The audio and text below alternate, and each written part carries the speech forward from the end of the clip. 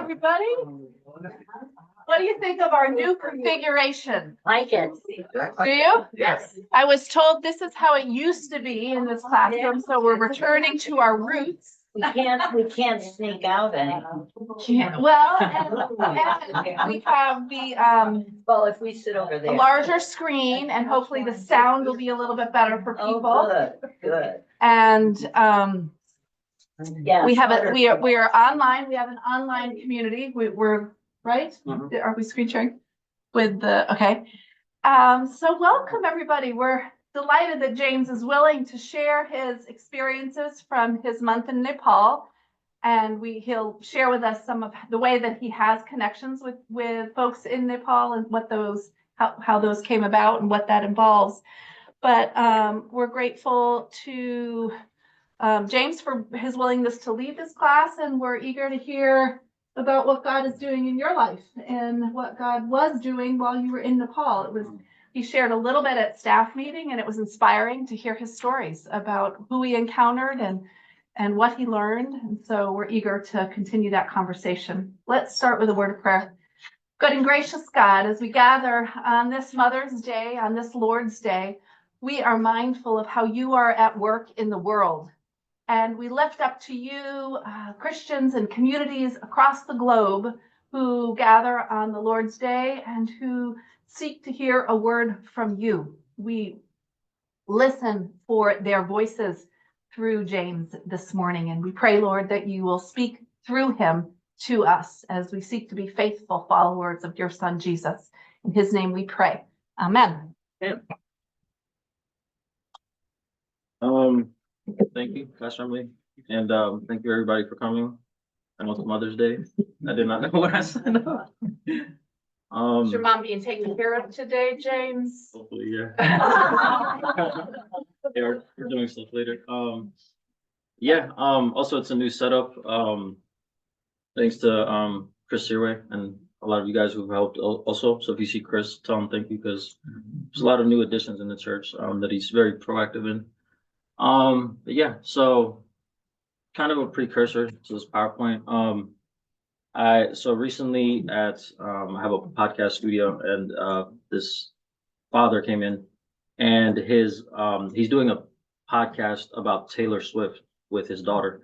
And it's about storytelling. He's a storyteller, and he's been in like Time Magazine, all that. And I was listening to just him and his daughter talk. He's teaching about storytelling through Taylor Swift with his daughter, who's in high school.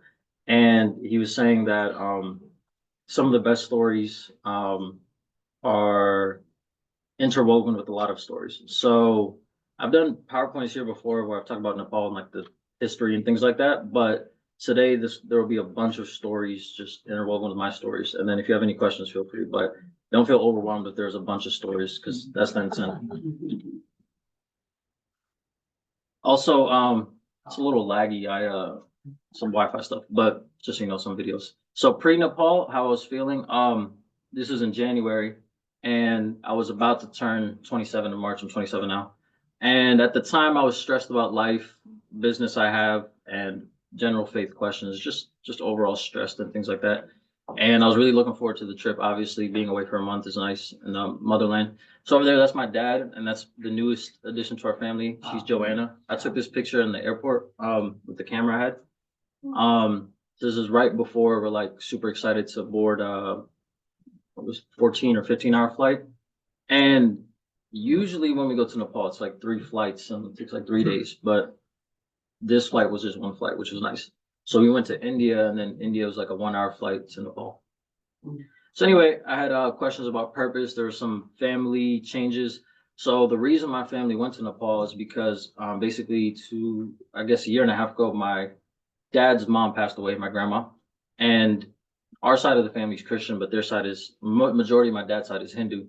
And in the Hindu faith, when someone passes away, after about a year, you come back and you have ceremonies and things like that. So basically, it was an opportune time for my family across the United States, Australia, and Nepal to all meet together.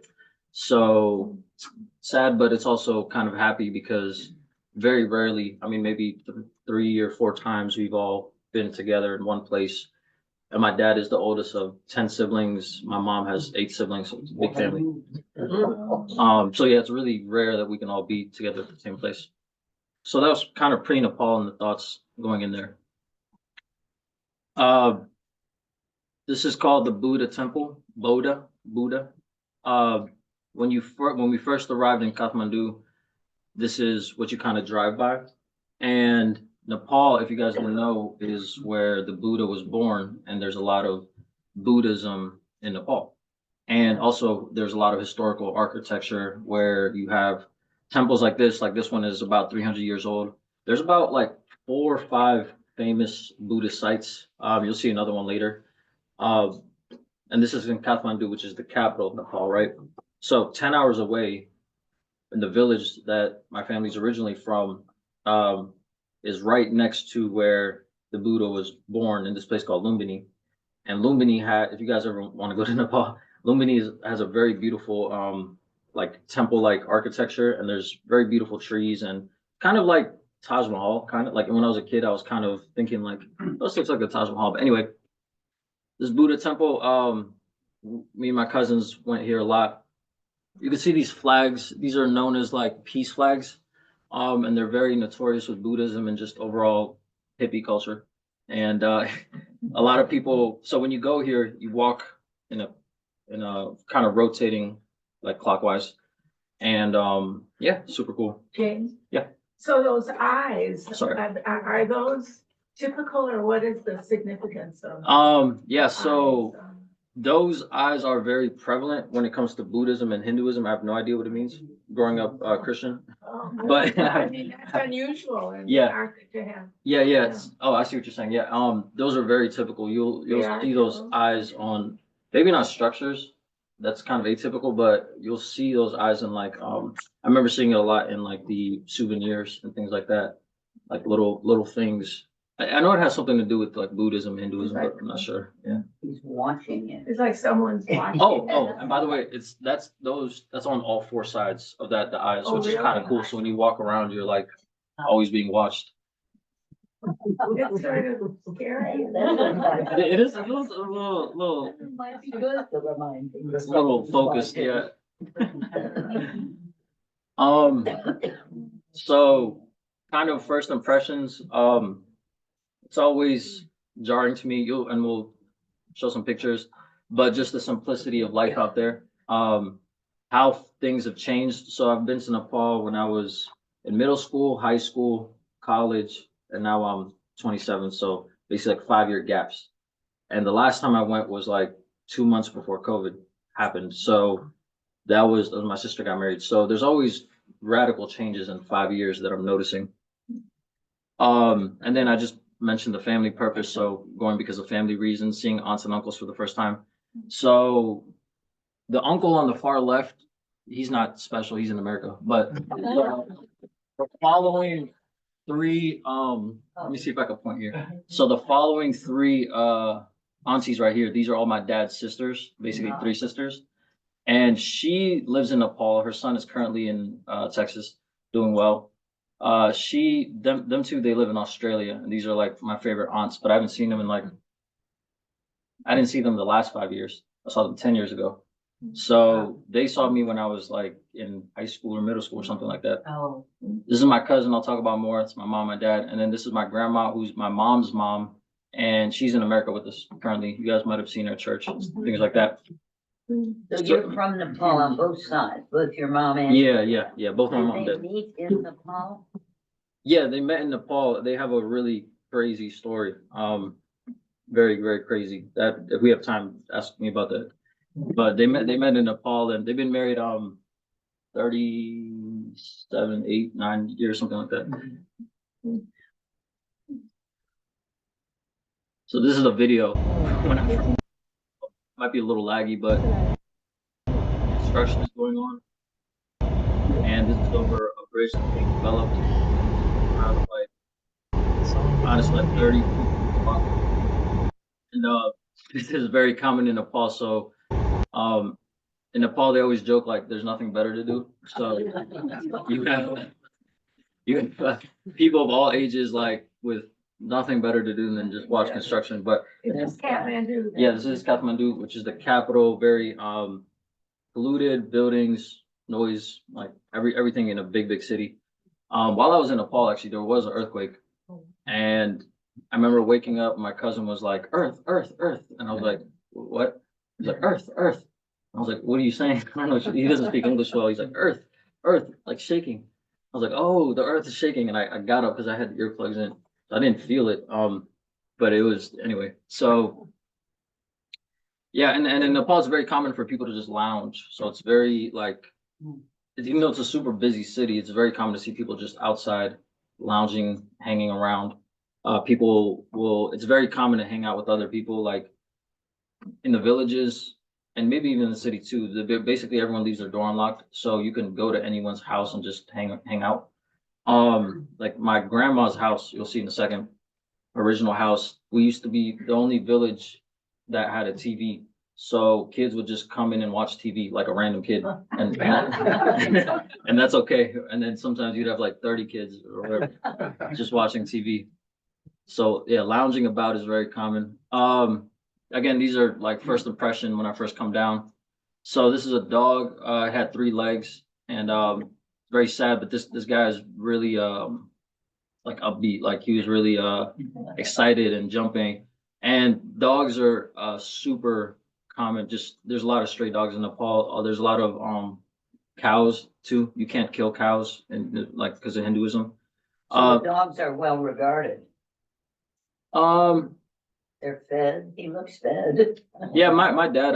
Yeah, there's a lot of animal people out there that really take care of like the stray animals and stuff. Huh. I wouldn't necessarily say they're well regarded, to be honest. They don't do the best job of like sanitary reasons. And the dogs in Kathmandu, they're so weird because so during the day they just sleep. They sleep throughout the day. They sleep in like the middle of the road, the sidewalks, and then at night they're all barking. And there's a video I've omitted from this PowerPoint, but I had a video of me. I learned how to drive a motorcycle. I was driving the motorcycle at night, and then these dogs started chasing me. I'm on the video like, and these dogs are barking, and I'm going like super fast, and they're like catching up. I'm going like 30 miles an hour for kilometers, and they're running with me, and I was scared, and I turned around, and I like it was crazy. But these dogs are active, basically. Here's a random shirt that was ripped up. I just thought it looked cool. This is like what the architecture is kind of like. You have these tall buildings that are it's like you see the sidewalk and stuff, and the roads are very narrow. So like when you're you see the motorcycles, you like go up this narrow road. There's no road signs or anything, so you just have to beep. So if you're about to turn, like if I'm going here and you're coming here, we both beep so that we know someone's coming. Oh my. So it's very dangerous, but also somehow it would work. I don't know how, but it works. It's not. I only saw one accident when I was out there. But yeah, these are the houses. They're colorful. I'm sure there's some architectural reasons. There's a lot of windows. These are the houses in Kathmandu, and like rural areas, you have like 1-story versions of these gates and things like that. So this is from that dinner picture. So this is a very common dish. It's called thali. So if you ever go to a Nepalese restaurant or anywhere that's Nepalese or boot, yeah, in that region. So it basically comes with rice, and then you have like little things, which is like a sampler. So it's like a sampler. You can get this maybe at some Indian restaurants, but this is like a really common Nepalese dish. This is my cousin Suraj. So he'll be a focal point of the story today. So context on him. When we were kids, he was like the worst cousin. He was like the worst, like and just bad kid, super bad kid.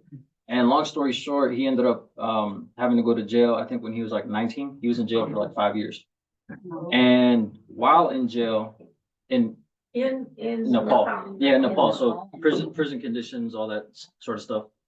So I met him before jail, and then the last time I went, we visited him in jail. But he had a kind of transformation in his life, and he was, I guess, so he discovered Christ and the Bible and things like that when he was in jail. And then started leading prison ministry in his jail, and then he had over 30 people in his prison ministry. So when I visited him, the last time I went to Nepal 5 years ago, he was just about ready to get out, like about a year left. And I was seeing the transformation in him. He went from, like I said, super bad kid to now he's leading his, like just his demeanor and how others were respecting him in the prison and things like that.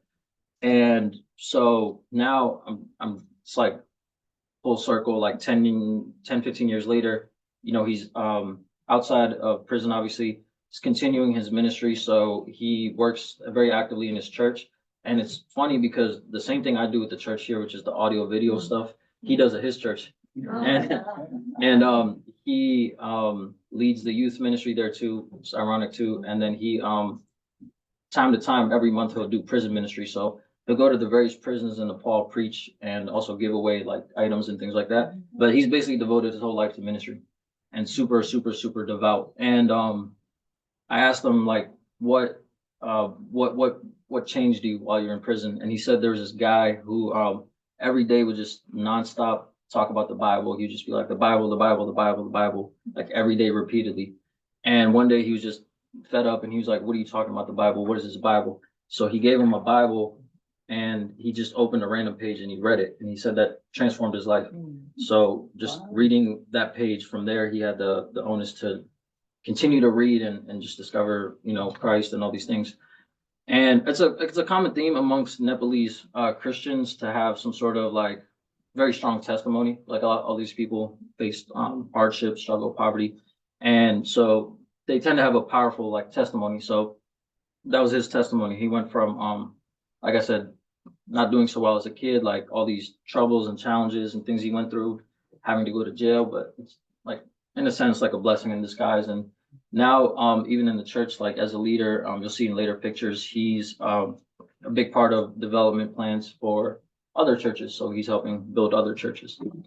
What did he do wrong? Oh, so Or you don't have to if you don't. well, no, it's okay.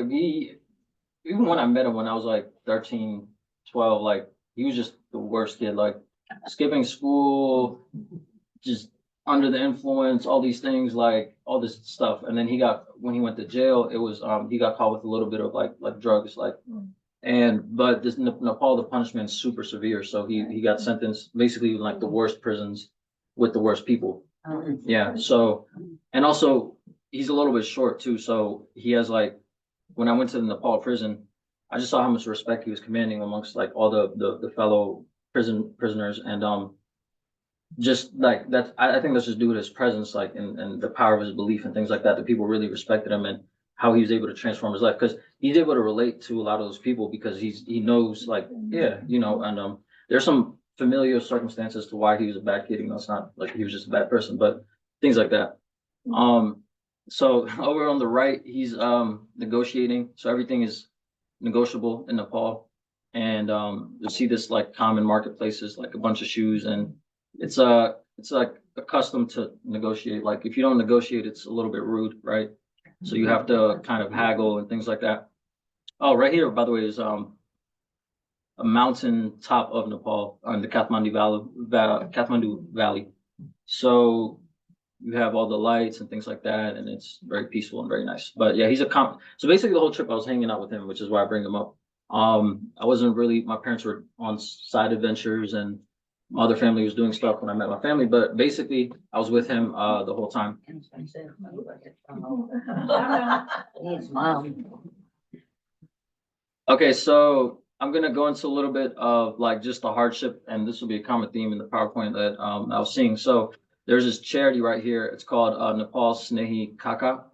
I have no idea what it means, but this lady right here, I have a picture of her, but so in the Hindu tradition, when someone passes away too, after a year, you reconvene, and then whatever she owned, whatever money they have, they donate it to charity. So basically, it was up to the siblings to decide, like, I don't know how much she accumulated, I don't know, like, but the equivalent of like $5,000 or $10,000, but it goes a long way in Nepal, and they were thinking about, where should this go? So we visited this charity that my cousin recommended, and this charity. So what this lady does, she basically takes mentally ill women that are just pretty much left in the streets. There's a lot of like homeless and things like that in the streets. So she'll take mentally ill women that are left in the streets, often abused, sexually abused, physically abused, all these things. She'll take them, give them shelter, and then oftentimes some of these women are pregnant too, which is like it's a really rough thing to think about. But the shining light is her, where she takes the women, their kids, and she raises them. So the kids consider her as a mother, and she makes sure they're well fed. So when I was there, like all the ladies were, it was like 30 or 40 ladies. They're all happy. They're all like singing, dancing. They had a yoga class. They had a singing class. They were all like very happy. Like it's very apparent they were very happy. Same with the kids. The kids were all playful and things like that. So, you know, often in like third world country, you have just many things you don't think about. And certainly for me too, like this is not every day in America. You think about or hear these things, right? So I'll kind of go into some of the hardships and some of the cool things. So these are pictures, not that I took, but I pulled from their Facebook. And as a organization, just because she was speaking in depth about how she organizes it, she's doing it very well. Where she has a really nice like endowment and things going on. She also they started a YouTube channel which is doing pretty well, and it sources a lot of donation internationally. And I think someone made a movie about them too, a documentary. It's a very like well-known charity in Nepal. So these are the kids. These are some of the women and some of the workers and the volunteer. And this is the lady right here. So I'll put this halo above her. This is her throwing a water balloon and playing with the kids and stuff. But yeah, it was, you know, very just one of those eye-opening things when you go there. Like, What are the kids eating? it seems like rice, water. It's like fried chicken. Actually, I know what this is. Somehow don't This is taste called pani puri. So pani puri is like, it's really hard to explain, but you have to try it. It's amazing. Like, yeah, definitely try it. So they take a shell, you poke your finger in it. There's stuffing, like potato stuffing, and then you put pani, which is the water, flavored water, and you eat it. Really good. Really, really good. I missed it. Is she affiliated with a church or she's doing? No, so Just she's out of- actually Hindu. She's completely Hindu. Okay, She just runs her charity. And Okay. but the church, my cousin through the church, they really basically, and my parents, which I didn't know, they were also support. sending money, supporting, like every month they would they've always done like charitable things in Nepal. Right. So they'll either donate to church or things like that. So my dad actually knew about her and what she was doing for a long time. And yeah, I just think it's a good thing that like something like this needs to be in place, but also she's doing a really good job like sourcing donations and building an infrastructure. She has a good team. Everyone's happy from what I saw, and it's just really nice. Yeah, so it's called Snare Kak. And then so this is the church in Nepal. Very, very modern and kind of fancy with, you see the lights and the stage and the da-da-da, like, so like when I was going to Nepal as a kid, the churches, you'll see later on too, there's another church where like there's no modern sort of lighting and things like that. This is my grandma. This is the pastor right here, this guy right here. Super cool guy. He's retired Army and basically just devoted his life to the church. He's been Christian his whole life. So after in the Army, the churches in Nepal, at least this particular branch, so basically no one gets paid in the church. Everything is completely volunteer. So even him. So all the money they make, they just take it and they invest in another building churches in remote areas. There's like, I guess Kathmandu is like really the biggest city, and there's maybe smaller cities, but most of Nepal is remote. There's like things, you know, and so they'll invest in remote churches, right? Which I thought was pretty cool because that's you know, you're serving from like you know, true place and things like that. So all the volunteers, they have musicians and the pastors and things like that. All of it's like just done out of volunteerism, which I thought was pretty cool. And they have pretty good mission work that they do as well. So like they raise a lot of money during Christmas, they give away food, things like that. And he's a younger pastor. And also another thing I really liked that he did was I went to the service 4 or 5 times when I was there. And he really encourages other people to preach and lead, which is nice. So I saw his wife do a sermon. There was a youth that did a sermon, and then my cousin did a sermon right before we left, and I'll get to that too.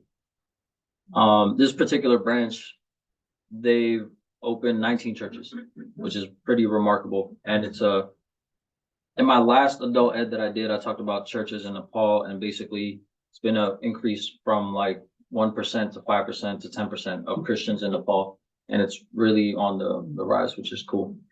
James, what language do they? So they speak Nepalese, but Nepal and India are very culturally similar.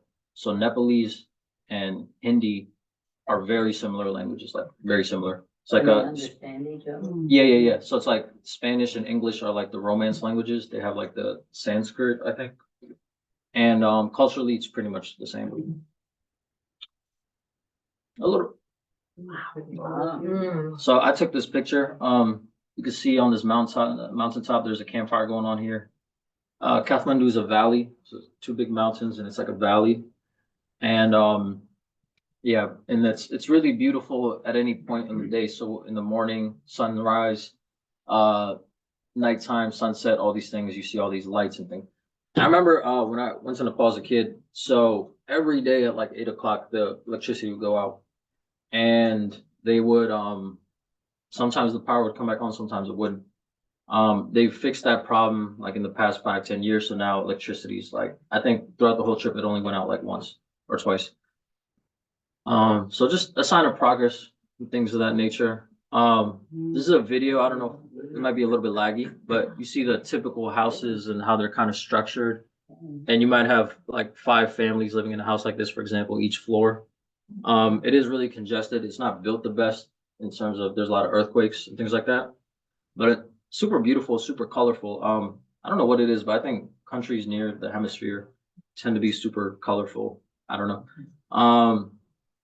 Actually, see this mountain. I drove multiple times. We drove the motorcycle up this mountain and we're at the top of this mountain. Super cool. Is that where that picture was taken from? Yeah, At the yeah. top of the mountain? So you'll see multiple mountaintops, which is pretty nice. So there's a bunch of adventures I'm gonna share. So we went to the King's Palace, which is nice. Cousin's garage. Regrettable night out. Woke up with a headache. A flower garden, mountaintop on the motorcycle, and then I was sick for a few days. Every time I go out, I get sick. The air. So this right here is the King's Palace, which was actually phenomenal. I've never been there before. King's Palace detailed the history of kings and queens in Nepal. Nepal's only been a country for 300-400 years, but the kings, we're also, I think, the last dynasty in the world because the last king was like in 2005 or 10 or something like that. And so we're one of the latest countries to go from like kingdoms to democracy or whatever we have now. The King's Palace, they wouldn't let you take pictures in there or anything. It's very strict, but it was so beautiful. You see like the jewelry, the throne room. There was also a historical like massacre that happened like in 2005 with Nepal. The king's brother like killed the whole family, and like medieval kind of thing. And you see like the whole thing over there. You see like military planes. It's like super cool. So if you guys ever go to the King's Palace, there's a lot of history. This is the regrettable night out. So this is the day after. You can see on my face. So my uncle took me out, and then the next day I wake up like my head's hurting. He wakes me up super early, and then he's like, "Oh, let's walk." And then he takes me to another like temple, like the Buddha temple, except this one has like 500 flights of stairs. And this is me like halfway, like I want to quit. And he's like, "No, like he's like, you did you come here to be tired?" That's what he said in his language. And then I was like, okay. So we went to the top. I was out of breath, out of shape, and things like that. On these stairs, there's a bunch of monkeys, and monkeys are really common in the temples in Nepal. These monkeys are very you got to be careful because they'll like steal your wallet. And this is so like I said, I was with my cousin the whole time. Every day we would start off in this garage. This is a car that he's working on. Every day that we're there, like every day we start the day off, go to the garage. I see the car and I'm like, yeah, it is a mess. The interior, exterior, I'm like, what are you doing? What's going on? He had this vision to make this car, make some money, as a driver, get back to the church. That was his like whole thing. And so we would just start at this garage every single day. And there were people, mechanics quitting on the car, quitting on the whole thing. Yeah, so super, super fun. These are the monkeys that I was mentioning. After I took this picture, there was a scuffle between the monkeys. That's a big monkey. There's like hundreds of these. Yeah, baboons. Yeah, What a monkey is. Not usually that big. yeah. You don't want to deal with these monkeys. Actually, they're like this small. My aunt used to have one of these monkeys. She used to have a monkey, and that monkey bit my knee. I have the scar still on my knee. Is that your favorite aunt? Is that That's one of them, yeah. That's one of them. Because I was gonna ask you, could you tell some of us wanna be favorite aunts? What you need to do to become a favorite aunt? I think all my aunts have just been cool. I don't know how to explain it. I mean, the aunt with the monkey, she was cool. She was showing me the monkey, and she was like, it was taking the apple and eating everything but the skin, which I thought was kind of weird. And then she's like, "You want to hold it?" I'm like, "Yeah." So I held the monkey. This is when I was very young. I held the monkey and then like jumped down, bit my knee, and then jumped back on her. And it's still like a little indent on my knee. Anyway, my monkeys are vicious. They'll steal your wallets, and then you have to bribe them with fruit to get your wallet back. They're very intelligent. Put them in her hands. This is on another mountaintop in Kathmandu, the flag and stuff. This you can't really tell by the picture, but this was like I think the highest we got in terms of the mountains, and it's like this is when I also first learned how to ride the motorcycle. So my cousins tell me how to ride it. So we're just imagine spinning up a mountain, going up and up and up and up and up and up and up and up, and it just kept going. And at a certain point, we had to stop. When we stopped, we slowly we had to cut the engine and drive back like super slow. And then so we took this picture right here. This is a video. So it might be a little bit laggy, but my cousin holding the video, and you can see my face like super determined and focused because I'm like super slow. I'm like any weird turn is like we're off the edge of the mountain. So like my helmet's not even on, it's not even strapped. See the determination in my eyes. And then he's nonchalant. Yeah, he's fine, you know. Like the market. Yeah. A lot of vibrant like colors. Wow. This was like a big market. They had a lot of vendors. You could buy pretty much anything. A lot of times when people go to Nepal, they oh, I don't know if you guys can really see, but this guy's selling backpacks, and he has like 10 backpacks around him. So How much did it cost? yeah, so the thing in Nepal is like everything is fake, right? They get like they'll have designer stuff that's from the same manufacturer, but it's not like real, right? And everything's super cheap. So like a purse might be so $1 here is 135 rupees there. A typical salary there might be like $10,000 rupees, which is like $300 a month a year. And the bags, I don't mean a bag like those might be 2,000 to 3,000 rupees, which is like $2-3. So stuff is very, very cheap. Actually, I wore the wrong outfit today. But I got a lot of clothes out there. So when we go, we pack light and we buy a lot of stuff. These are like telephone lines with the ads. This is in I forgot the name of this place, but super tourist place. Some more adventures. So this is my favorite food of all time, samosas. And these samosas got me sick. So you remember how I said I got sick? So I got sick from these samosas. And yeah, and then there's a lot of baristas in Nepal because they find that it's easier to get a visa as a barista and work internationally. So you have a lot of baristas. Mm-hmm. This right here is the dumplings, momo, and these are momo makers. So my mom on the side, she'll make these for my dad's restaurant he works at. And so I took this picture to show her, like, oh, do you want these? And she was like, no. You see how it's like crumbling. But yeah, a lot of good food out there.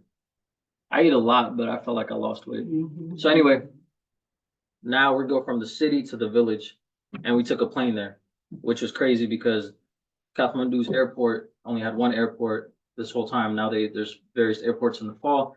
The Kathmandu airport is historically rated as like the worst airport due to crashes and things like the mountains. Oh. So my cousin never took a plane, and we took I'm like, oh, we have to go on the plane. The plane ticket was only like $50 for the both of us total. And that plane was literally like a bus. with wings. It was like a van, like it was the tiniest plane I've ever seen. And my cousin, we're on the plane, it's only takes an hour, but if you're driving, it takes 10 hours. So 1 hour on the plane and we go up, we basically go up and we go down. And the whole time he's like, I'm thinking it's gonna be a magical experience for him. He's on an airplane and he's like, oh yeah, that was it. Like he was like, the plane is boring. That's what he said. And I was like, he's like, there's nothing to do. I'm like, okay, but there's nothing to do on the bus either, right? So at least we got here an hour early. Anyway, this is the village that my dad is from. This is the house behind it. These are all his brothers. He has 4 brothers. This is the young uncle that he's in America now. This uncle is in Australia. This uncle is also in America. This uncle passed away, but he was in Africa. And also the reason I was born in Africa. So a lot of history there. But anyway, it's an old picture. So there's a lot of progression in my village, bridges being built, schools, stuff, like it's crazy. It's a really remote village. Sad because there's no more family. So this house, this is where like it's a 1-story flat that they then built 2 stories. They used to have like 10 brothers and sisters, all their wives and husbands, the grandparents. So it'd be like 15 people in this like 2-bedroom house. But it was sad going back because, like I said, my grandma passed away, so there's nobody else living in this house except I have one aunt and her son. Her son is about to go to Australia. So in Nepal, a lot of people leave Nepal because there's no opportunity. So that's actually an epidemic. A lot of the kids are leaving. And I'll get into that. So you have a lot of older folks kind of left behind, or it maybe their kids will take them with them. This is like an aerial view, kind of, not of my village, but just like of what a village, mountaintop village would look like.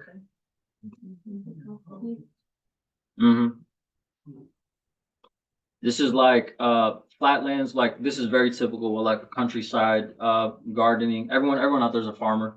They grow their own stuff and eat their own stuff, super healthy. In my village, I think mustard seed was like the biggest crop that they had. So this is a picture I took this recent time I went.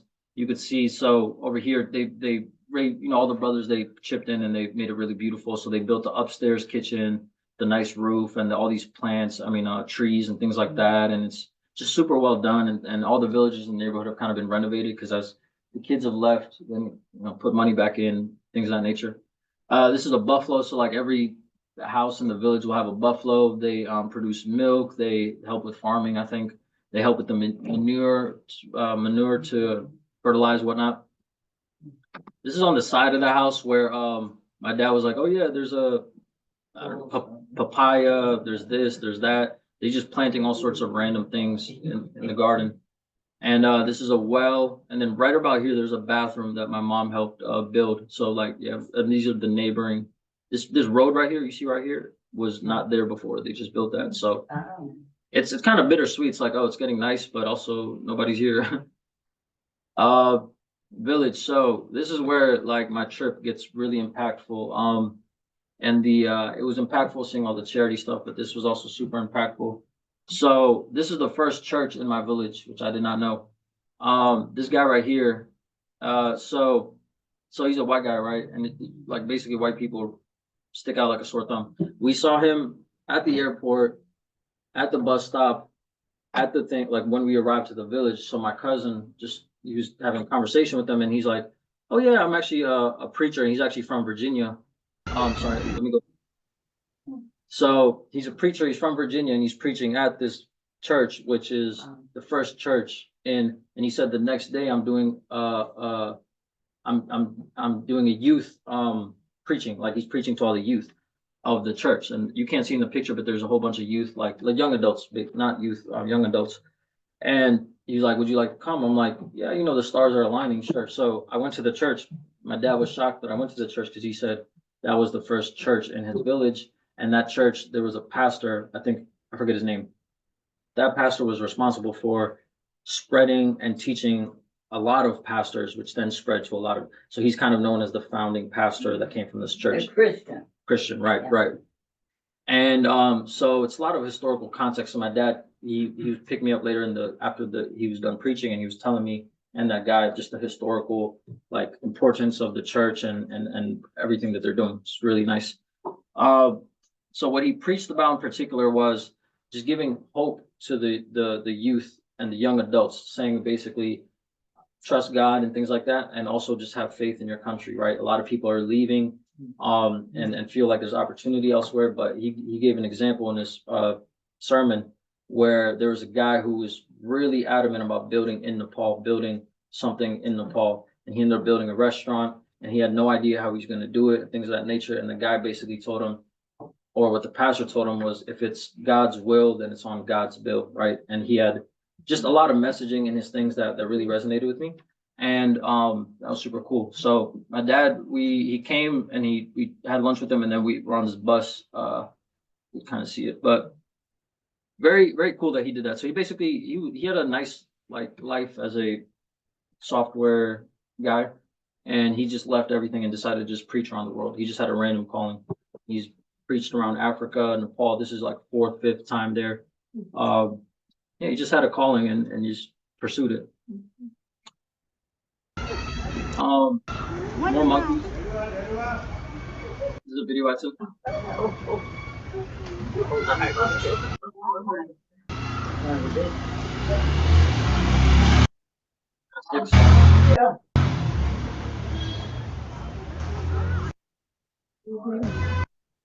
Yeah, I don't know. Maybe that's why the power goes out.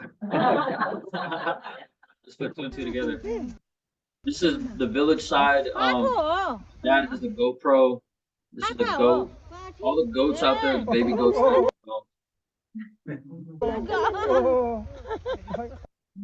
And my dad's kind of walking around the village, and every house we go, he like knows somebody there. So that's the other thing that's cool about Nepal. There's a sense of community. Like your whole village, you're raised by everyone's grandma's your grandma, things like that, and you're just welcome anywhere. So we're walking around, and the lady comes out the blue house, and she's known my dad her whole life and things like that. Yeah, James, I was just, you raised by grandma and grandpa, so the mother and father are part of the family, but the child is raised by the village. Yeah, exactly. And I think that's also why, like, even though it's very impoverished there, everyone is happy because you have you're raised by a whole community. Like in the village, everyone there knows me, even though I don't know them, but they know me as the son of, and he's the son of my grandma. So everyone has a sense. And also, if we were to be friends, by virtue, I would know your whole family. You would know my whole family. Like so there's not just like you and I are friends, but all our families are friends. And that's how all the families are. Crime like is there many stealings, like people theft? Yeah. Crime is actually not that prevalent. Okay. Yeah, that's another thing. I'm glad you brought that up. It's not that prevalent.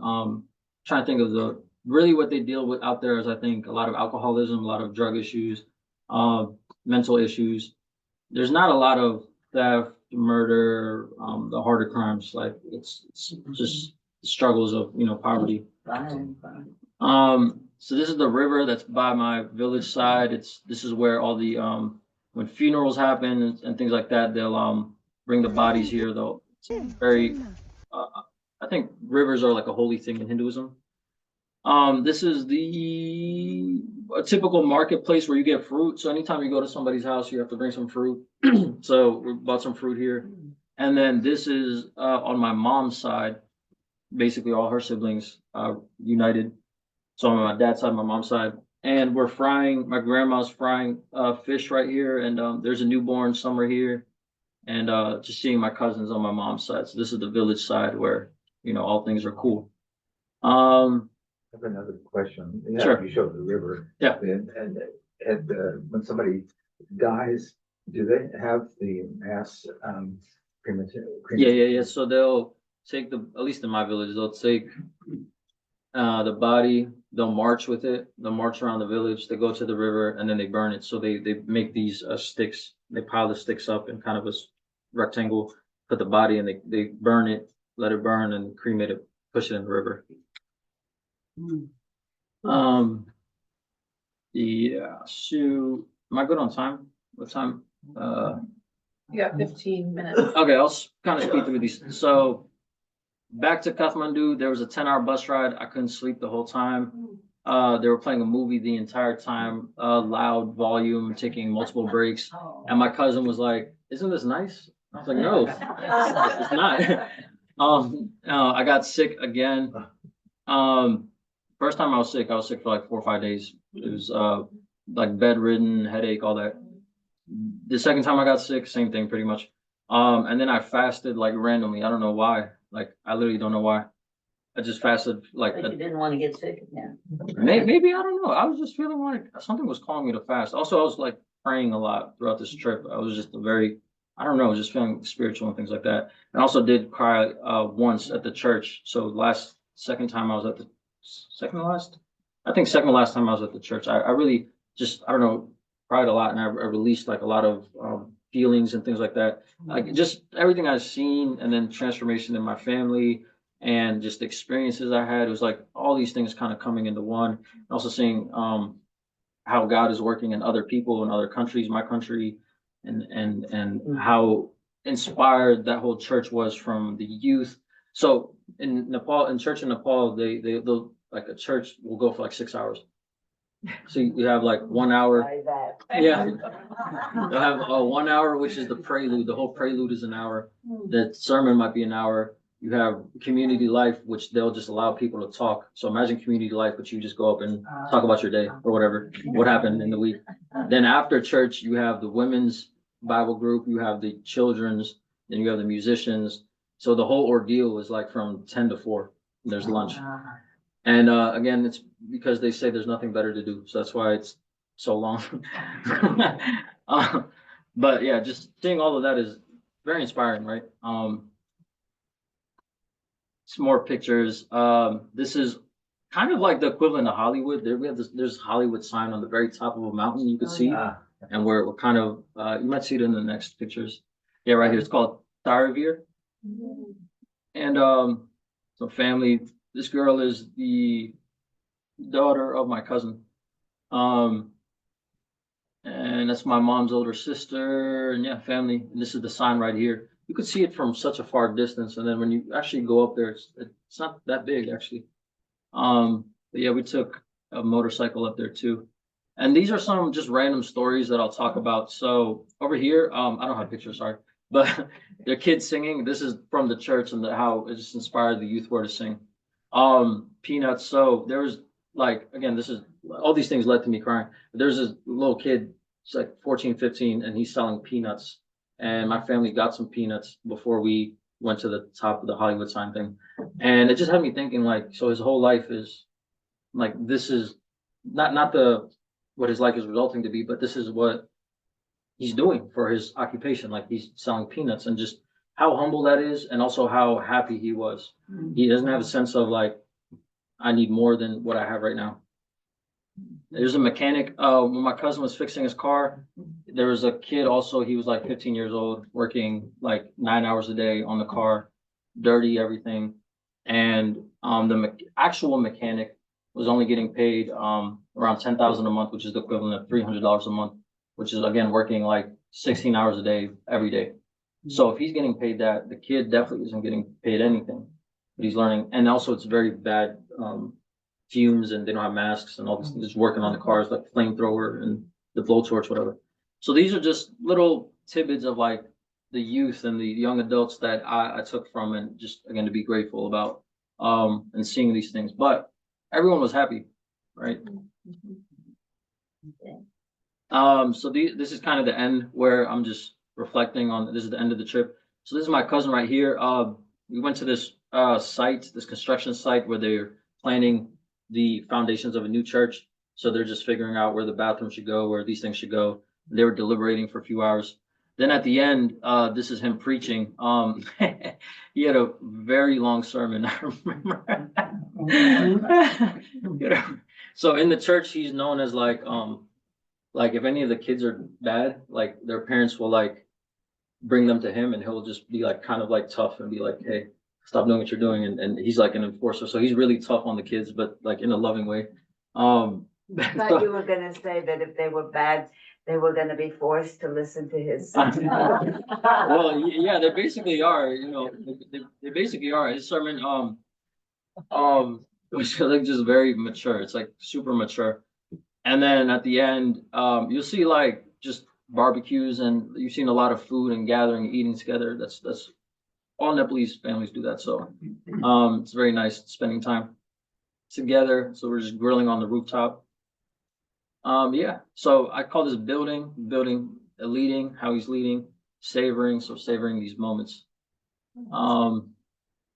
So a little, just I guess, kind of notes that I took. So I said, life is cyclical, but there are no reversions, only lessons. So basically, like every 5 years, it seems I go to Nepal and things are kind of the same, and there's new things, but there's no going back, right? There's only things that you can learn, right? Another thing is, so and, in the first slide, I was talking about purpose, my purpose in life, and I said my purpose is to be fruitful, and then I stole that from a pastor when I was like young. This other pastor just said the meaning of life is to be fruitful. And there's verse in Genesis where it's like you plant your seed and you let it grow, right? So that's the meaning of life. That's what you do in life. Being in a position to lead is a blessing. So just seeing all the ways I was being led and how people are leading, I think, in all of our lives, like we're called to lead in certain ways. For me in business and maybe also church and family life, like I always I think I've always naturally been able to lead, but I've never embraced it as much as I do this year. So just embracing that is a super blessing, right? It comes with a lot, but it is a blessing. Enjoying and embracing simplicity. So again, there's people out there that just drink tea all day and hang around and that's it. And they're happy, they're super happy, right? They don't need anything more or less. Practicing daily gratitude is another thing, of course, just being super grateful. You can even see in these houses, like the conditions they're in and their environment, but super beautiful and everyone's just sustainable.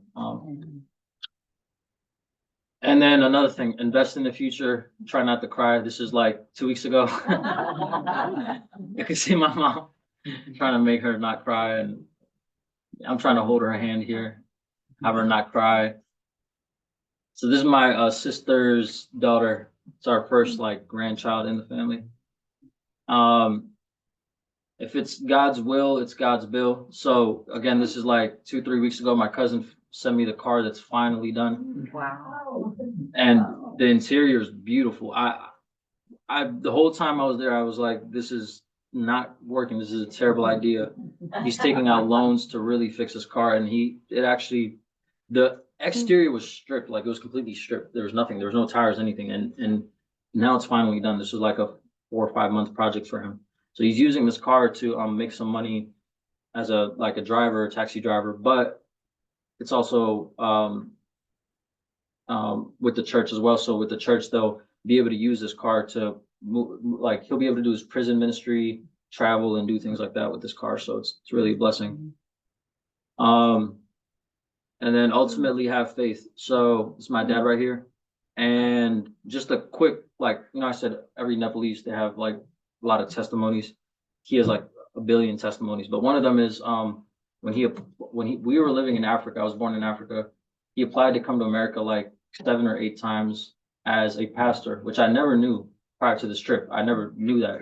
Your parents will never tell you things, so he never told me that. So I never knew that. And every time he applied, he would apply just like he would only be able to come by himself, right?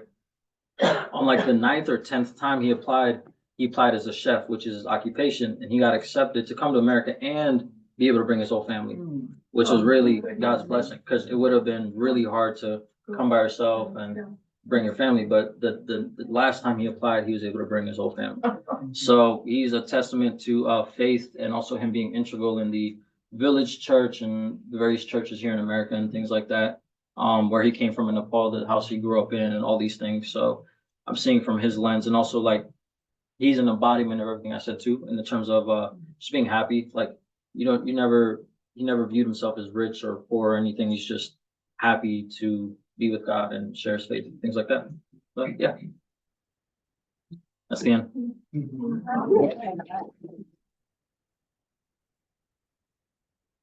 The brand of that car, where is it? Oh, made? it's called Scorpio, Yeah, and I think they're subsidiary of like Honda, I think, or something. okay, They have weird brands out there. but where is it manufactured? So we have a lot of EVs actually that come from China. Yeah, primary, they get, Nepal, it's landlocked, which is why it's also very poor. There's no trading seas, it's hard to get around like the roads because of the mountains, there's no seas, you can't fly stuff in because the airports are bad. That's why it's super poor, right? And, they get all their stuff from India and China. Yeah. And when were the roads paved? Getting better, yeah.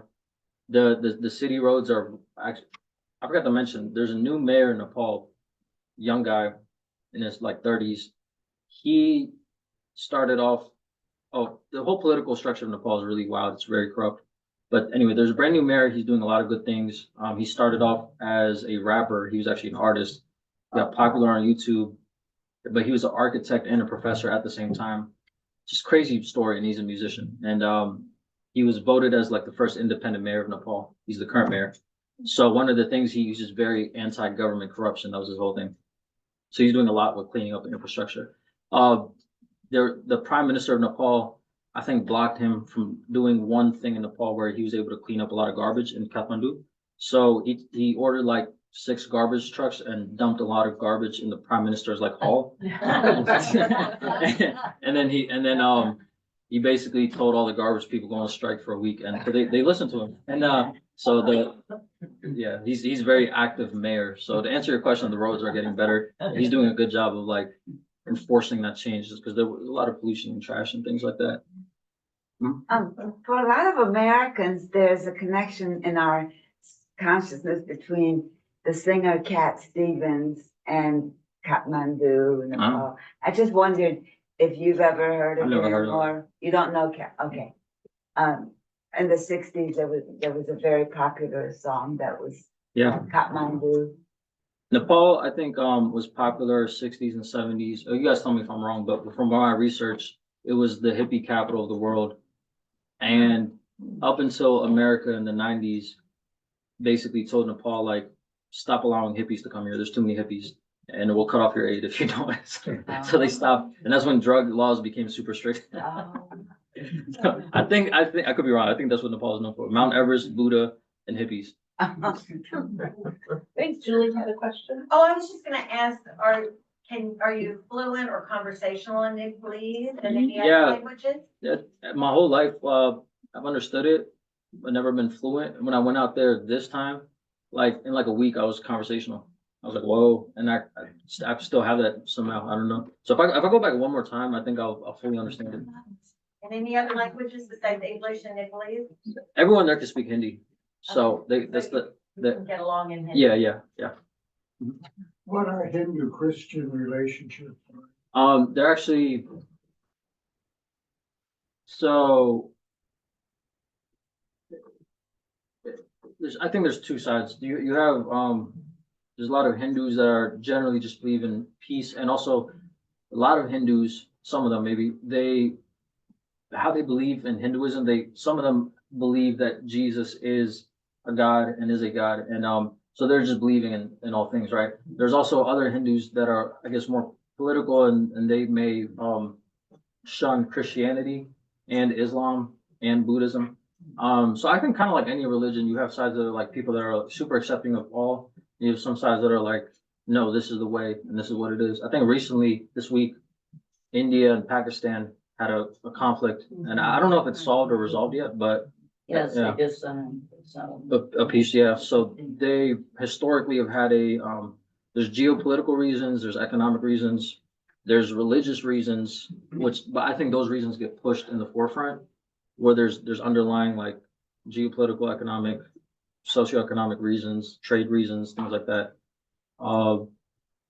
So Christianity in Nepal used to be very shunned. There's instances of churches getting bombed in like the 80s and attacked and things like that. Whereas now it's a little bit more accepting. So like I said, it rose from 1% Christians in Nepal to now it's, I think, at like 10%. There's hundreds of churches, and it's especially in the remote villages where there's not a lot of access to even reading, technology, internet, things like that. now this fight is over Kashmir, that India and Pakistan. How the close is Nepal to Kashmir? You know? We're on the So if India's, like, this is India, we're on like, That side. yeah, and Pakistan's on this side. We're on this So side and Kashmir we're, must be on the other side. yeah. From the photos, it seemed like your mom is super happy. Just, she looks like being back in Nepal. Did you notice a change in your parents when you got to go home or to their home? Oh, yeah, they, like I said, the whole trip, I didn't really hang out with my parents. I was with my cousin. My parents were in the village for the most part. And when I was there, I actually saw them like so peaceful. It was kind of crazy. My dad was in his like natural element. Yeah. And Yeah. so was my mom. It just literally felt like they were home, literally. And I just noticed how happy they were, like truly happy and at peace to, you know, and my dad was saying like, he's getting older. So when he retires, like, I don't think he'll want to live in Nepal, but he enjoys that life of just like, it's actually very comforting, I think, to live out there as an elderly person. Because you have a lot of people, a lot of community, you could sustain yourself. It's like, and you're outside a lot, and the weather's cool. It's like, we're super happy. Well, we want to thank you so much for sharing your story and being so open and vulnerable with us about your time. It's very enlightening. Thank you.